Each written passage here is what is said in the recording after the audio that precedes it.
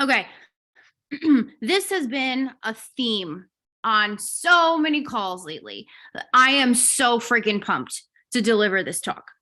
Okay, so let me ask you a question to kick us off. Tell me in the chat, what did you think as soon as you heard the topic of today's call? What were your first thoughts upon hearing about today's topic? Prioritizing ourselves trickles down to everyone and everything. Tell me in the chat, what did that mean for you? I need this, someone said. Yeah. I, in all different capacities, heard this all week long. Straight up facts. It's not the easiest. I'm not saying it's simple, but truly it trickles on down. Basically exactly what we talked about yesterday. Yeah, when I tell you that the last few days, like my calls have been exclusively about this, that I couldn't wait to do this call because I had basically repeated myself, which is fine. Great. It's a lesson that's needed, that I get and relate to so much that I could not wait to condense it into a recordable chat to have everyone be able to reflect on. So, in the chat, said, thought about the quote, put your own mask on before helping others. Yeah. When the plane's going down and the friggin' oxygen mask comes down, they tell you to put it on yourself, even instead of putting it on a kid or something. Why?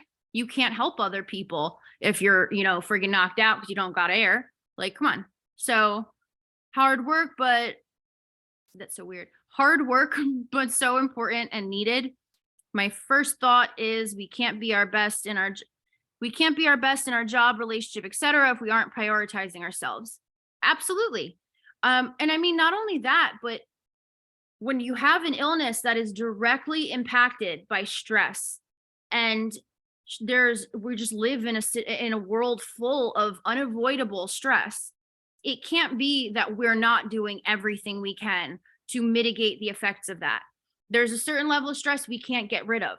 But that being said, everything else in your life should be as stress-free and streamlined as possible to make it easier to deal with the things that we have no choice but to deal with. And I think that it becomes so easy to do the opposite and think that any additional work, quote unquote, is that we're putting into something is additional work that we can't be doing for some reason. And we think of it as like we don't even think of prioritizing ourselves. We immediately put ourselves in last. And I've heard every reason under the sun why it feels feasible in the moment to do that.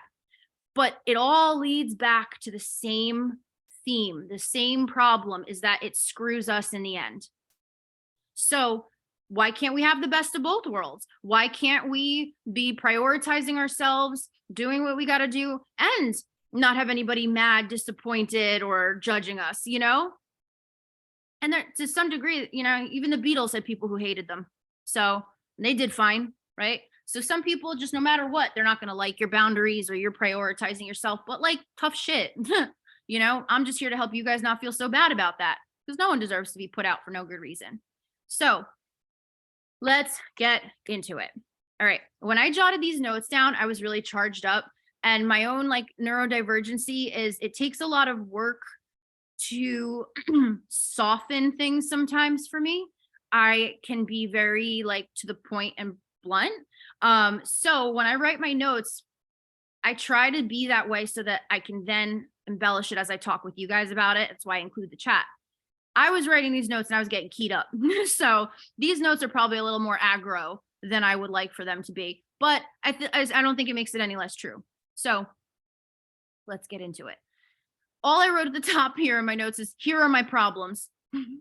So I'm gonna list out the priority issues that I hear the most frequently. Number one, we think we can only do it, meaning prioritize ourselves, when there is zero turmoil in our lives.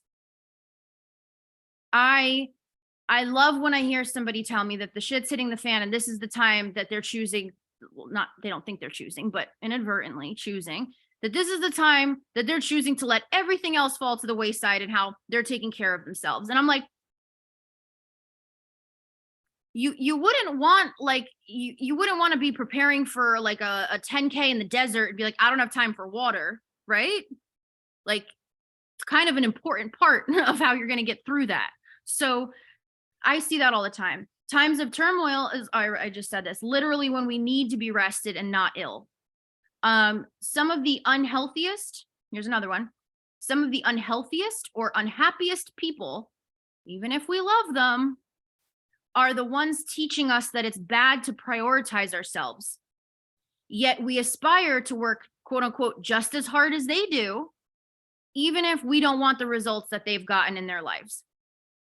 Even if we can distinguish and say, like, I think of parents a lot with this. I can't tell you how many clients I have who are like, my mom or my dad just never stopped. They were just go, go, go. And, like the house was always clean. Everything was always in order. But then I ask them, how healthy is your mom now? Health's not great. How happy were they? Well, I don't know. I never knew if they were happy or not. I assumed they were happy because they were just going all the time. Do happy people typically just keep themselves constantly busy at all times of the day because they can't rest? Or is there something else that's driving that? That's not something to aspire to necessarily, right? But it's hard to think of that, especially if it's or a boss. A boss, maybe they do have the results that you want. They worked their ass off. They're in this position, right? And we see them, taking on everything they can and working really hard and stuff. So we try to hitch our wagon to that, but not realizing that maybe their home life is falling apart. Maybe their spouse can't stand them. Maybe they have not gotten to a doctor's appointment in the past 2 years because they haven't been able to take off. Like there is a lot behind what we think of as like a good example of like being hardworking and selfless. They're not healthy examples a lot of times. Everything's got a fine print, So another one I see. Oh God, this is where I started getting keyed up. So quote unquote, I just had to focus on getting through. I didn't have enough time to think about it. I understand this because again, like I'm not saying that anything I'm calling out is not understandable or that it's easy or something you just turn off. I'm just calling out that these are the things that when it's told back to us, we're like, that doesn't make sense, but we say it and do it all the time. I used to be the same, I had no time. I was going through a lot. I was always on, I was doing this and I was doing that and I had to do this and that. And I'm like, okay, yeah, but like you still ate, right? You still slept. So the point is like, why should those things not be conducive for you being in your best fighting form when there's a battle at hand, So here are the numbers I wrote as an elaboration on that last point there that I didn't have the time, right? Well, what did I write here? No, you just told yourself that that's what's best because that was the easiest way to handle a hard situation. Even though it would have been easier if 1, you didn't feel like shit. 2, if you use the support you have here to learn how to be better during tough times rather than the same level of just get through that you've only ever known. 3, the time you spent doing the shit that made it harder to get through for you and your family, you could have spent not doing that. But you told yourself you needed to come last and that was somehow easier. So that's a little tough talk there. Tell me, I want to read these comments in the chat, but tell me your thoughts as you're hearing this. Because I was like calling myself out in the past too. Like this, like I said, I'm not above this. So tell me what you think as you're hearing this in the chat. My first thought is, oh wait, I read that right. My mom always had to have the house super clean and be working on something and doing something for everyone. And now she's in her 50s with tons of health problems. And older generations too, like not for nothing. I'm not saying this was everyone, but you know how many doctors were giving people pills and shit to like help them have energy to just do things all day long? Like obviously we learned that that's not what we should be doing, right? But back in the day, I just thought it was a little, like what was it called? Like mommy's little helper or whatever. Really messed up the history of that if you ever want to look into something really disturbing. But like there's always been fine print all along. It's not that we're less than because we can't simply figure out how to get to work on time, work 8 hours a day, take care of a family, keep the house clean, keep everyone clothed, keep everyone entertained, keep everyone fed, keep ourselves cleaned and clothed ourselves because we, got to keep this going, right? Why can't we just do it all? No one could do it all. There's always a fine print. Hold on. Choking on spit. Happens at least once a day. And now I've met my quota. If that happens to you, breathe through your nose. It usually helps. So there's always been a fine print. No one's been able to do everything. It's just something we've told ourselves to make ourselves feel bad enough to keep doing it. So this is so annoying. I think the people we mirror or take advice from aren't always the best options when you really start evaluating what their definition of happy is. Absolutely. Or even when we start to define what their definition of happy is compared to what our definition of happy is. It's okay to have two different definitions. We are so rigid as human beings. We think there is only one way to enjoy things, feel things, do things, and there are an infinite amount of ways. Human beings, I know this is saying a lot, but we're intelligent creatures. We've evolved to the point we have in everything that we have. And I think that just shows our capacity to continue to do that. So why do we stunt ourselves in our everyday life? Why can't we have it all? We can't deal with putting out fires and chaos and all that and also have some sanity retained for ourselves. Why is that? That doesn't take a lot of time. It just seems insurmountable. But why is that?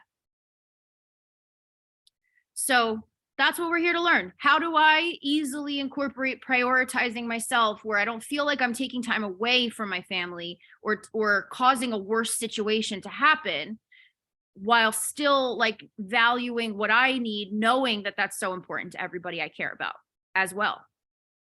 It's not easy.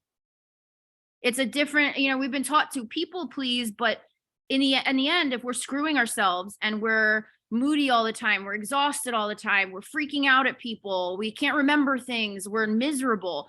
Are we really doing things for them? Because we're the people they care about as well. And you would hate to see someone you care about going on like that. So let's see, got some chatter here in the chat.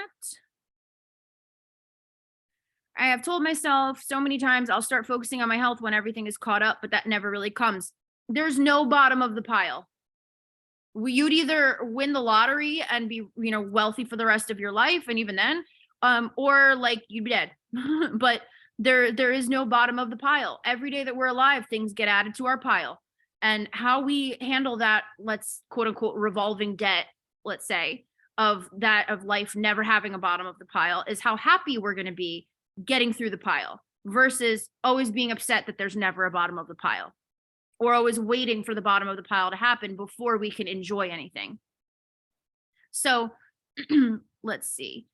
I was literally talking to my husband about putting my kids first all the time, but other people outside my family not as important. And all the time, but other people outside my family not as important. And I think it's because I was not put first as a child. Absolutely. It is so difficult. Especially if you're in a scapegoat golden child dynamic growing up, where for some reason you were both relied on a lot, but also treated like the fuck up of the crew. Meanwhile, maybe someone else in your family was treated like everything they do is rainbows and sunshine, and you just can't figure out why. You don't even have to have mean parents, and that could be the case, but scapegoat child, golden child, what really happens then is we are always trying to attain that first spot position our whole lives. So we get used to putting ourselves second to shine in the eyes of the people who don't notice us or as much, even if it's not a lot. So that programming carries over into adulthood, where then we're trying to prove our worth to people all the time. We're trying to do more than we even have to at work. We're saying no to things that, people wouldn't even be upset about. We're saying yes to things that people wouldn't even be that upset if we said no to. Those are the ways that it carries into adulthood, because you're just seeking that validation. But also not putting yourself first in any kind of deserving way. Everything else feels more important because that's what was modeled. It's frustrating. Um, it's kind of like the boomers that are like, we did this and that, and we turned out fine, when in fact they are not fine. I don't think anyone's fine. Like, nothing's fine. No one's fine. No one is where they need to be at. Totally cool. Totally. I really like, I would hope that no one, I don't understand what people would want to be. If you've got nothing left to learn, that's a pretty dull existence for the rest of the time. Like, if you've maxed out at the best you could ever be at a young age, like, like, I turned out fine. Why be just fine? I want to turn out great and awesome, but maybe they also turned out to not realize what's not so awesome. And that's how they get by. And that's a whole other thing. So, my husband and I call it protecting our peace. If we throw out that phrase, no questions asked, our answer is no. Yeah, there's no justification. No, none needed. You are not speaking before the board. There is never, and not to say that everyone will like it when you say no, but they don't have to. They could go to therapy if it perturbs them so much. Disappointment doesn't kill people. It makes me think of all the people who never take time off from work and end up being so burnt out because they think they have to do everything or it will get them promoted faster. Yeah. And even at home too. And in the end, they get sick or make more mistakes because they are unhealthy and exhausted. I used to be like this. Absolutely. We don't even realize, like, we start to think like, I'm really good at crunch time, right? Like, I do my best work at crunch time. You don't do your best work. You're just the most focused because you have no other time left. You're stressed, you're exhausted, you're probably not as sharp as you think you are. You just feel like you're getting something done. So you get the dopamine of getting it over with without the distraction of time, right? So who knows how much better you'd be if you weren't frazzled and stressed and tired and, half potential because you haven't prioritized yourself. How much better do you think a 3 p.m. meeting is going to be if your body has some friggin' sustenance and calories to go off of before it versus not? I talk about this all the time. My husband and I are obsessed with Naked and Afraid. We watch it every night, which is a weird nighttime show, but whatever. And the biggest thing I keep seeing, I think of all of you guys as I'm watching this show, is that the cognitive and physical decline that happens from not eating enough during the day. I think about all the time. I'm like, look at these people. They're freaking out because they haven't eaten for all day. And like, I have clients who won't eat all day and they'll demand things of themselves, like going to work and going to pick up kids and cooking and cleaning and all this shit. Why can't I do it all? I don't know, because you need energy to do it. You need fuel to do it. If you've been running around all day, you didn't have time to eat. No, again, you wouldn't not have time for water before going doing a 10K in the desert, right? Even if it doesn't feel mandatory, it freaking is, When my dad passed when I was 5, my mom basically told me that I was now the dad of the family. Oh, wow. So I always make sure my family is happy and content before I focus on anything for myself. I'm so sorry that you got put into that emotional responsibility at such a young age, because that is so parentifying. Like, I mean, literally, you were called a dad, like you were parentified, and to deal with that while also dealing with grief. I'm so sorry, because I can't imagine how like lonely that must have felt. But in no way would everybody have failed in life if you weren't the dad of the family. So if ever you feel like if you aren't there making sure that everyone's doing well and feeling well, that something bad will happen to them, remember that we are all so much more resilient than we realize. And sometimes people don't realize their resiliency when they've had someone there doing everything for them before putting themselves first. Sometimes the best thing in the world is letting somebody have to take care of themselves more, because it shows them what they're capable of and that they can do it if you're not around. And that it's not an easy lesson, but it's still an important one. And you deserve to just like let go of that weight. Everybody's an adult responsible for their own lives, happiness, decisions, growth. You can't edit that for someone, as much as that's not the intention and out of love. So it's important. I remember having a moment where I got kudos at work for working myself into the ground. Yep, heard that. Restaurant culture, oh, for sure. I have watched a freaking chef on a 3-day bender cut his wrist before service and then cauterize his own wrist on a skillet or a griddle. Work hard, don't take a lunch break. All right, psychos, what? So I had horrible mono for 3 months because I refused to take time off work. Absolutely. I feel like I eat too much, haha, but it doesn't stop me. Dealing with that, that's a big thing. It's a different topic for a different day, but we need to do a Zoom on this. Eating too much, quote unquote. There is no too much. Look up. Okay, if this happens again, I'll be so mad. Allergy season, it gets brutal. So look up the Minnesota starvation experiment. I've been talking about that so much this week too. The Minnesota starvation experiment. We are all born with the radar to know what's too much, what's too little, what's too what. Everything else fucks up that view for us. So we'll talk privately because I could talk about that all day. I love it. But that's an important thing to distinguish too, is to feel like, well, I need to prioritize, like maybe my relationship with food is the priority, my feelings around it, my confidence around feeding myself. We don't ever think that needs to be the time that we need to take to stop and look at that. We think it's like the hard stuff, like don't eat carbs, eat protein, blah, blah, blah. Sometimes the hardest shit is having to dive in and just realize like our relationship with food makes it the most stressful. So definitely food for thought. Okay, so for the sake of time, I want to run through this and then I'll try to skim through the questions in here for anybody who wants to hang on. So, all right, here's a big one. When you don't prioritize your boundaries, your rest, your health, your illness, your happiness, your wants, where your limits are, when you don't prioritize that, what kind of mood are you typically in for the people you live with?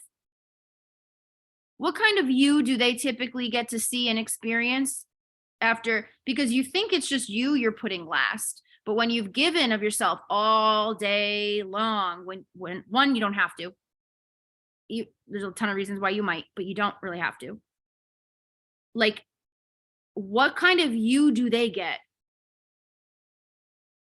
It's not the you that you think you're pushing through to be. It's not the you that you think are making less problems for everyone to be. They get someone that you don't even like. They get someone that you wish was, away and wasn't the way that you were. And that's not what your intention is. Your intention is the opposite, to just keep prioritizing other people to make them happy and make sure everyone's okay. And it ends up being the goal we screw ourselves out of. How often do we not? Here's another tough question, right? Guilty for sure in the past. How often do we not even vocalize what we're needing, then get mad at our loved ones for not seeing us, willingly run around like a chicken with our heads cut off for other people, and not just through osmosis, knowing what we need and providing it for us to make us feel better? How many times have you ran your ass off for other people all day long, or even screw it for your family themselves, right? But you haven't vocalized what you've needed at all. And you're sitting there and you're like, why can't they just know what, like, I got to think of everything. And they're just sitting there living this simple existence. Like they can't even think about this or do this or whatever. And it's just a culmination of your own resentment for, why am I the one that has to do it all? Why are you? Not saying it's easy. I'm not saying that it's a simple switch or simple choice. It's very difficult to prioritize ourselves because a lot of the things we realize are not serving us, we then need to change. And if we don't know how to change it and we're overwhelmed with everything else in our lives, trying for the first time in our life to learn how to prioritize ourselves or vocalize boundaries is going to feel so overwhelming that we put it to last. Who can relate to that?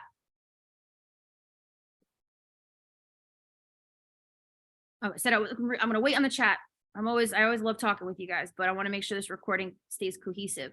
So let's talk about speaking up and asserting boundaries, because that's the most important thing, right?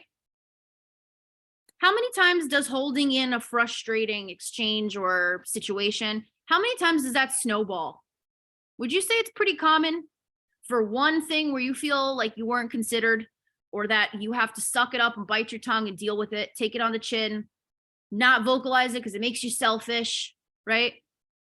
How often does that snowball? All of the time, right? Every time. Every time. It never stays one thing. And we get mad at ourselves like, why can't I just let it go? But before you know it, we are looking for examples of how we get the shit end of the deal in everything else throughout the day.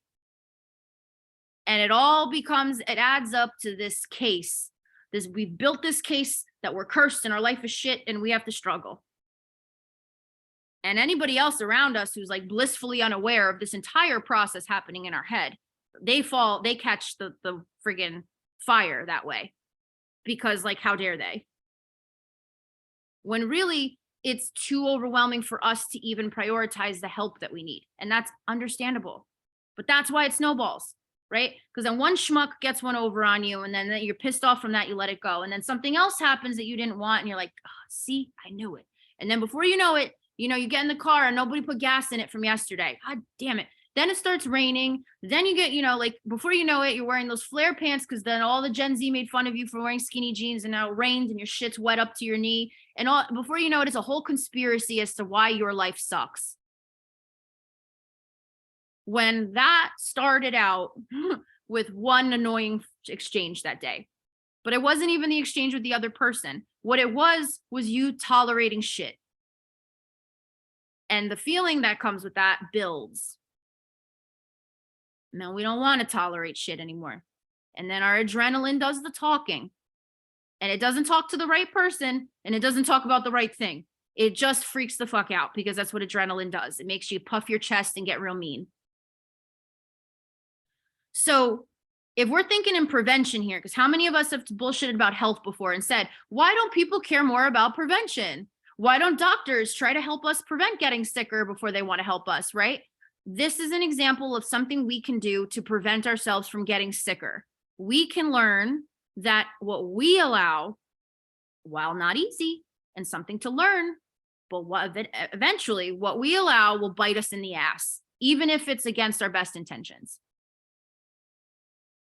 So last thing I'm going to give here in terms of a science reason why this might be. Then we're going to talk, I'm going to go back and read the chat, and then we'll wrap up. And I want to continue this in our one-on-ones too. But ADHD, whether, a lot of you guys in here diagnosed already, think you might have it, have some neurodivergent qualities, but not quite sure you fit that whole kind of thing. I get it. It's a nuanced thing. But either way, as human beings, a lot of times we're driven by dopamine. If you have ADHD, you're even more so driven by dopamine. So what happens with this is we don't intentionally not prioritize things that are hard for us. We're not just shitheads that just want to live this blissful existence of doing what we like only. We look like that a lot of times because, again, we're very driven by dopamine, but we're not irresponsible, careless people. We tend to care very much. We will just put the thing that we need to prioritize that potentially has a very low dopamine payoff, but potentially has a very high dopamine price. Like, we have to expend a ton of dopamine to do it, and we don't even know if we're going to get a whole lot out of it. Inadvertently, our brains will prioritize that last. It will push it to last. It will justify why it's not worth the time, why it's not worth the energy, the possible fight you'll have with someone, the no that you'll receive when you ask for what you need. We find a way to avoid the thing that potentially is a dopamine sucker. How often do you guys see that happening in your day-to-day? In general, you don't want to be that way. Maybe you've heard the eat the frog example with me before, and you're like, I shouldn't be doing that, but you do. It's just brains. It's how they work. No one's a shithead, But the thing about that is, when you're used to people pleasing, and your version of people pleasing is saying yes to people, shutting up when you have an issue with people, shutting up when you need something from somebody, and making sure that everybody's having a great time and are thrilled with you. When that's your mode of being, and you're like, I don't know how to win at everything, right? We tend to go and we look for the thing that's going to be the easiest dopamine expenditure, with the highest dopamine payout. Because if we're really good at something, maybe something that's harder for others to do, but we're really good at it, we're going to do that thing, even if that's not the most urgent thing at hand, even if that's not the smartest thing in the long run. In the meantime, it's going to make us feel like we're not just sitting there stagnant. So that's going to be the thing we go for, the thing we like, the thing that's easier, the thing we're good at. Because it still makes people happy. You're still giving something, you're still doing something, even if it's not the thing you really need. Now, if you think prioritizing yourself is only for you, that is going to fall to the bottom of your totem pole when it comes to dopamine chasing. But if you start to think about it as every time I do this, every time I assert a boundary, I say no. Every time I don't just go above and beyond because it was asked of me. Every time I ask for help if I'm stressed and I still need to prioritize my baby steps. Every time you do that, you are literally preventing the dopamine suck. You don't have to do it alone. But if you continue to build and build and build and build and build, you're going to have these meltdowns. You're going to have these blowouts. You're going to be unhappy or feel like you're behind all the time. It's never going to get better. It starts with the work you put in stopping the cycle. Don't let the snowball happen. Now, I'm not saying go square up with everybody and be like, I got a problem with you, right? Like there is a diplomatic way to approach everything. And there is an efficient way to do that gets you what you want in the situation as well. And nobody wants to fight people. Nobody wants to be a stick in the mud and have an issue with everything. But that doesn't mean that you got to be steamrolled and allow other people who are more assertive to call the shots for you either, while you sit there and never have a problem with it. So put your ADD, like dopamine search, whatever, try to find the ways that you can start to just call the shots more. I know it sounds simple, but it's empowering. Every time you say, like, for example, trying to think what story I want to use here.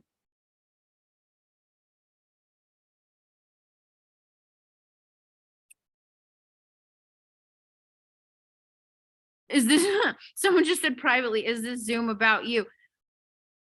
It was sent privately. Do you mind if I use you as an example? I won't say specifics or anything, but I think that okay, I'm so excited. So a client that I have works with somebody who's considered a friend. Now this friend, as it happens with a lot of you guys, you start to develop more self-confidence and self-assuredness and everything. You start to see maybe there's someone controlling or manipulative in my life. Like more, you start to recognize maybe some older friends are a little narcissistic, because you start to develop self-worth, and that doesn't get along well with people who are narcissistic, right? So you'll clash more. You'll see that. So this is starting to happen. Now they also work with this friend. So it was brewing. And I said from a while ago, I was like, you need to cut them out. Like, I know that sounds really hard and really harsh, but when it comes to like what you should prioritize for yourself, it's not up to you to finesse and figure out how to work with someone who's not working for you. Like you don't have to do this in a mean way, but especially if they're a friend, they should understand and validate it. Long story short, there's no talking to this person. They never think they're wrong ever, not the client, the friend. So then they were okay. Like they were on decent enough behavior for a while. So while we knew we had to find somebody else to work with in this role for the future, because it wasn't going to be sustainable with the way they were, it kind of went on. And there was a lot that got kind of tolerated because they are who they are at the end of the day. The problems you had with them weren't made up, right? But because of the dopamine output, it's like, that feels so overwhelming to find somebody new, to even talk to them about letting them go, to even going through this, that unintentionally, while knowing it's important, it got backburnered until a blow up happened, because this person is who they are at the end of the day. They're not changing. They're going against this, this client's boundaries and what they need. So at the end of the day, it just ended up being more of the same problem that just kept happening, with some periods of like decent behavior in between that made it tolerable enough to think not worth that, and inadvertently bottom of the list of things to do. We do that with a lot of things, especially if we're nervous about how to handle them or we're overwhelmed too. If you're facing that, reach out to us. You have somebody who's outside of yourself who can look at it and say, here's what I'm noticing. You have someone who can say, here are some small steps to take. here's a way to say this to them without seeming like you want to fight them. You know, like you're not, if you've never done this kind of stuff where you've prioritized or asserted boundaries, really like just not normal for you, it's going to feel wrong and feel foreign. But that's like everything that's new and scary. You just don't have to do it alone, you know? But I hope the Zoom helped you guys see. And those of you who don't want to hang for the recounting the chat, that's fine. But I hope the Zoom helped you see, like, if I don't take care of myself, I am not good enough for my family. So me thinking that I'm not good enough for my family if I take time to take care of myself, it's like the opposite completely. And everyone deserves to learn how to do that, because it's not, there's a million reasons why that won't be natural. You just, yeah, y'all deserve it. So don't tell yourself, oh, I'm sick, I'm just gonna not eat all day, or I'm sick, or I'm just tired, so I'm not gonna take care of myself. Reach out. If you have that thought pop in your head, no, unacceptable. That's when you need the help the most. So we're not gonna let you off the hook with that. All right. Let's see. All right, we're gonna go back in the chat now. Let's see what we got. I think we covered a good amount of this.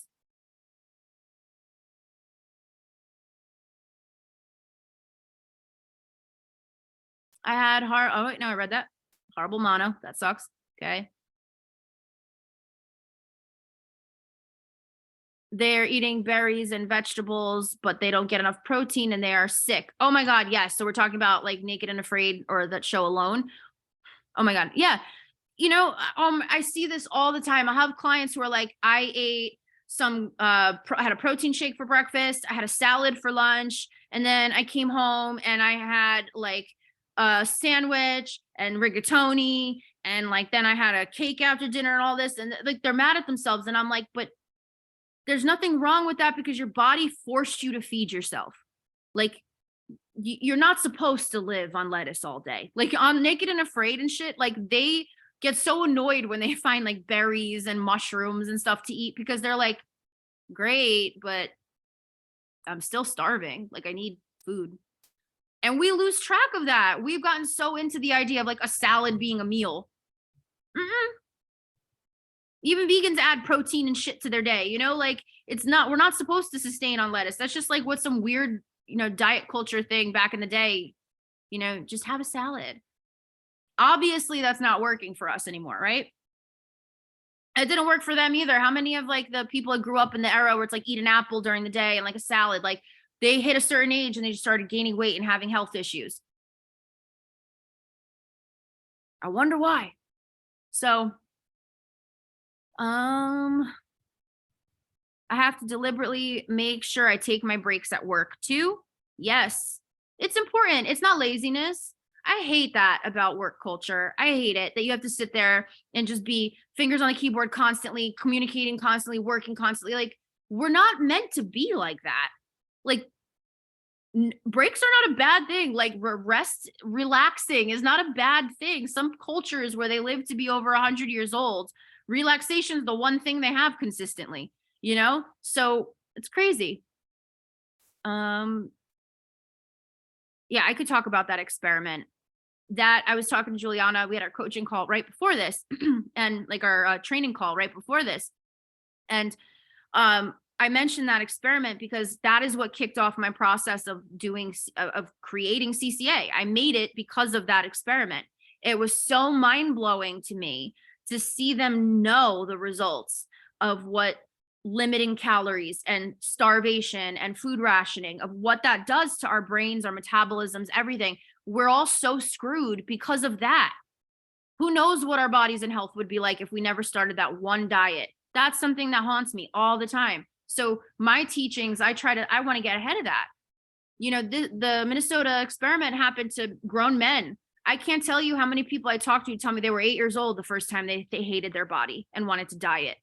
You know, so if that had life-altering, lasting effect on grown men at that age, can you imagine exposing children to that? Who knows the trajectory of their lives and bodies based on that?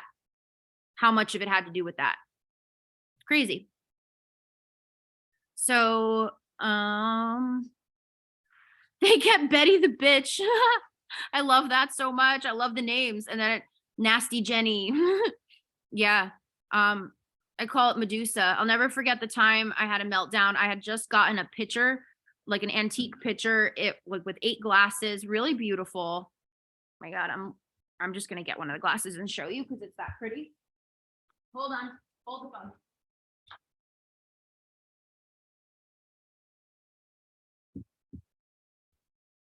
Apologize to everyone listening to the recording, but worth it. If you want to peek back on those YouTube and watch it. Look at this beautiful glass. Like this is from like the friggin' 20s. It's like a hobnail glass, but it's like, oh my God, I'm obsessed. Right. So excited. Been around for 100 years, right? Survived world wars. And by the way, the picture was the same as that glass. And it was like big, round. It had like a frilly, beautiful edge to it. And like, I have seen these in pictures, but I've never found a full set. So I got it for a steal too at an estate sale, brought it home, had some kind of like adrenal meltdown and just shoved all the shit on my bed off of it. I think that's what kicked it off. I was like, this fucking mess. And I just pushed it all off onto the floor, not knowing the bag that had the pitcher and the glasses in it was on the bed. Because I didn't even have a split second to think and be like, don't do that. You're going to have to clean that up. So like, I was so upset. I'm like, I'm never going to find this again. Oh, it was the worst. It lasted 100 years and survived world wars and didn't make it 10 hours in my house. Betty the bitch. That was so funny. I love it. Krabby Chrissy. Love it. So let's see. Yesterday, I was waiting for double in and out and then got to the point my blood sugar was dropping for putting everyone first because time-wise, I had to move my plans around. Yeah. You know, and not how many times I've had to be late somewhere because I had to take care of, because I, diabetes, like I'm running a low blood sugar. I'm not going to jeopardize my life. Like I'm going to wait, drink my juice. And when I can leave, I can leave. And if I'm there late, I'm there a little late, Same thing with food. If everybody else wants to go to a restaurant that you can't eat anything at, should you just have to sit there and watch everybody else eat the entire time? And your option is be sick or be left out. Like if you care about your friends enough that if one of them said, I cannot eat anything at this place without getting sick, would you look at your friend and be like, tough shit, I want to eat there?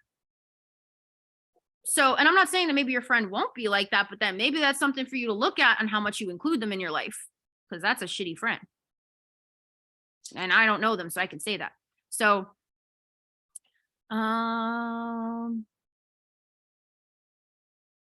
just dealt with it yesterday when I snapped and I looked like the a-hole. That's the hardest thing because our feelings are always valid, but when it's our adrenaline speaking for us, it never speaks for us in the way we want it to. That's the hardest part, is that at the same time, I'm telling you, absolutely make it known to somebody if you have a frustrating exchange with them and it's going to build up. You should find a nicer way to like bring that up. But at the same time, like when we let adrenaline do that for us, that's the slippery slope because it's not the voice we want to have, no matter how valid and correct our point is. It's hard for other people to kind of, even not like that person who probably had no desire to know what your point was, but with loved ones at home, it makes it hard for them to even know what it is we're really upset about if all we're doing is reacting and being, aggressive, even though it's chemical. Alexander and the terrible, horrible, no good, very bad day. Children's book, but phenomenal. I've never read it, or I've always thought the name was like the coolest and something I would always get wrong. It's like, what's that show on Netflix? Salt, Fat, Acid, Heat. I probably still screwed it up, but I've heard of the book. I think it was a movie too, right? I'll gas myself up like today is the day I'm going to set boundaries. And then as soon as the situation comes, I'll just do whatever the other person wants because I literally crave approval. Yeah. Hit the nail on the head. So I think the thing to think of with yourself is to ask yourself why what you're asking for would be bad if someone asked you for that. So I would phrase create it in your head of what you're going to ask for or what your boundary is going to be. Take away any emotion, take away any explanation, and just look at the boundary. And then say, if somebody kindly phrased this to me and asked for this boundary, would I be mad at them? And if you're going to say no, then do it. It's all in the delivery and what you're asking for. You're not trying to put anyone out, right? And there is a finesse to this. So definitely, especially in work situations, matters. Like text me, talk to me about specifics because I can help you with it. It's my favorite. So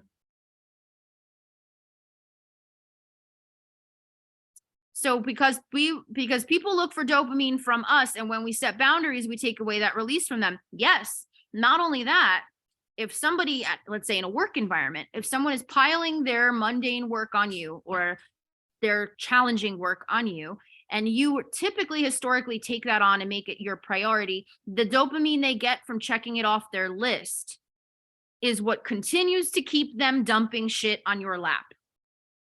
They're not going to be so grateful for all of the work you do for them one day that they're going to decide to take that off your plate. They're going to think you probably have no problem with it. Works out for the both of us. And then it continues. So absolutely, people don't like it when we make them have to expend that dopamine again. I would love to hear your thoughts on when someone uses boundaries as a means of gaslighting. Like when you call out their bad behavior or hold them accountable, and then they use boundaries as an excuse for being shitty. I just saw another message about Sammy in the background. I didn't even know he was back. Look at him. So, can you give me an example?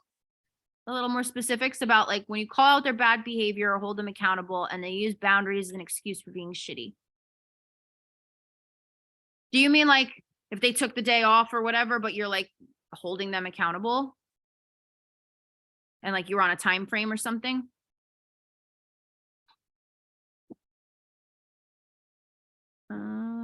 My mom, you feel stressed out, maybe have a banana and sit outside. Great, all my problems are solved. Yep. Take a deep breath. Calm down. Think positive. Drink some water. Even though we're probably dehydrated and should.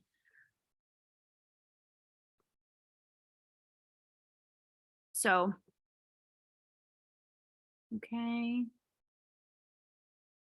I think talking about how if I don't take care of myself, it'll affect people around me too is really helpful to my guilt brain, because every time I get angry at my kid, I feel so bad and obsess over it. Like I feel like I'm mean to her, but I don't think she'd say that. And the truth is I'm just stressed and I need to address that. I always genuinely apologize instantly, but I obsess over how I felt I treated her. Absolutely. And I've definitely felt that way about blowing up at Nick before. Or even if I'm just snippier with Nick, or if I'm just like not very fun to be around. I've definitely been that way to friends before. And even if they don't care that much because they can realize why, it still hurts because you did not want to do that to that person. You care about them, and it's not your own voice that you're able to use to represent yourself the way you want. Hard. Creating boundaries at work made me better at my job. And then I'm going to read how many more. Okay. I'm going to read these next couple messages and then we're going to wrap it up, but I want to continue in the general chat or through our texts. Okay. So creating boundaries at work made me better at my job. I only talk to clients between 1:30 and 4. I don't work past 5. I don't work on weekends. It's all still going to be there tomorrow and it will all be fine. Yeah. And I'm sure it was really nerve-wracking at first. Like the first time you did that, I'm sure it was scary to think like, well, what if someone going to call me out on it? Is there going to be an emergency? And the more that you see that that doesn't happen, the easier it feels to let people be responsible for themselves more, where like, or just understand that things take time and that it's not because you're inept that they're taking time, but because you're rather busy that they're taking time, So I think it just gets easier the more you do it, even if at first it's a little bit nerve-wracking. What could go wrong, Okay, so then I got a couple private messages here. So specifically the photographer situation. Okay, so the client of mine who works with their friend. So she took 2 weeks to not do shit. But then when I checked in about the photos, I was crossing her boundaries because she went out of town. She's done this a lot and I know it's the person, but because I care about people's boundaries, I have a hard time navigating that conversation. So I think that the difference is boundaries versus expectations. If the expectations were set that you were supposed to get something or be communicated with in some way. And in the meantime, somebody else has decided to travel out of town, which you're not going to know through osmosis, or unless you're linked up to their Google Calendar, you're not going to know their personal life. So if they decide to go out of town and extend that expectation of the deadline that they had originally and don't voice that, and they're talking to you on their day off because of something they screwed up with, and then they decide to work on their day off because they screwed up, that is not your fault.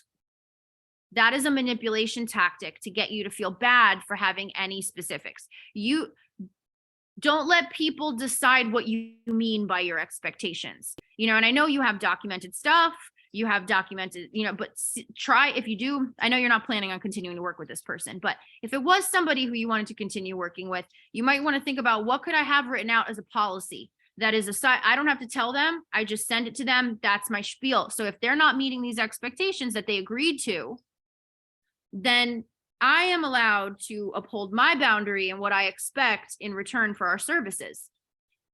So it's narcissists have caught on to the buzzwords, right? And like, that's the hardest part too, is they'll try to turn it back around on you and be like, you're the narcissist, or you're not caring about my time off.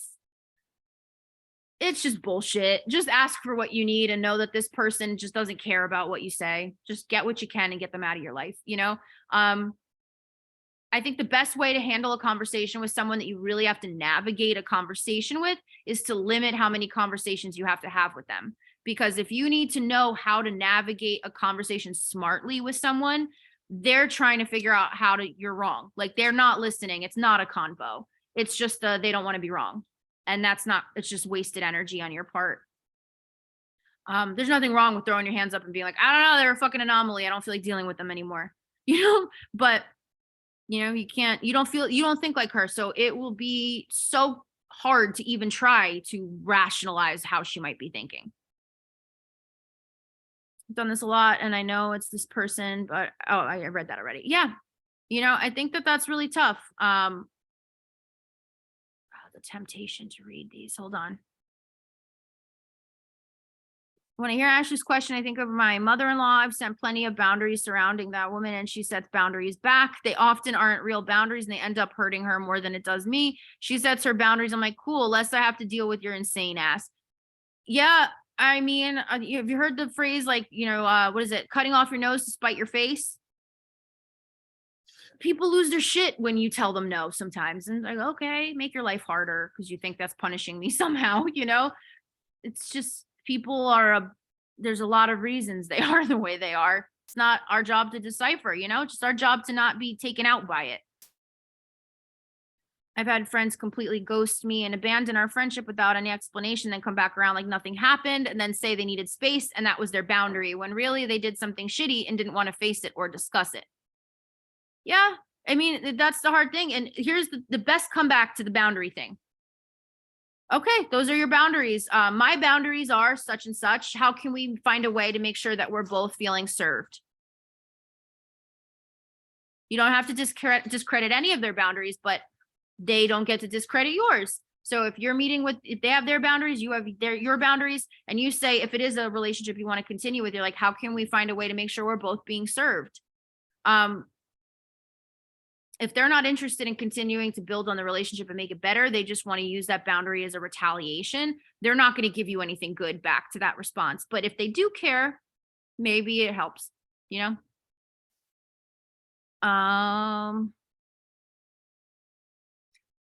Last one here. Her specific message, by the way, you expect your clients to abide by your boundaries, and you're not applying that to our professional relationship. You haven't asked me anything because you've been off work sick. You could have checked in. It still hasn't been 2 weeks yet. I'm still getting you your photos before most photographers would. So like I said, please, I would have your stuff for you tomorrow. Please respect that. But what was your original agreement? I know your original agreement. It just drives me nuts. Like, what is she talking about? You weren't even off. But anyway, people just she didn't give a shit about what you had to say or what your feelings were, She just was trying to make you feel bad for holding her accountable. And that's not worth the energy. You just laugh those people off and be like, man, good luck with that. And just try to carry on with your own peace. So I know we went over, I kind of love having the extended chat about the chat. But I hope that this was helpful, and I hope you guys didn't feel like it was dragging at all. Text me, tell me your thoughts, keep this convo going. But I hope you think about this throughout the rest of the week. Don't feel bad. Every time you prioritize yourself, it trickles on down. It's a good thing for the people you love. All right. So good night, everybody. I'll talk to you soon.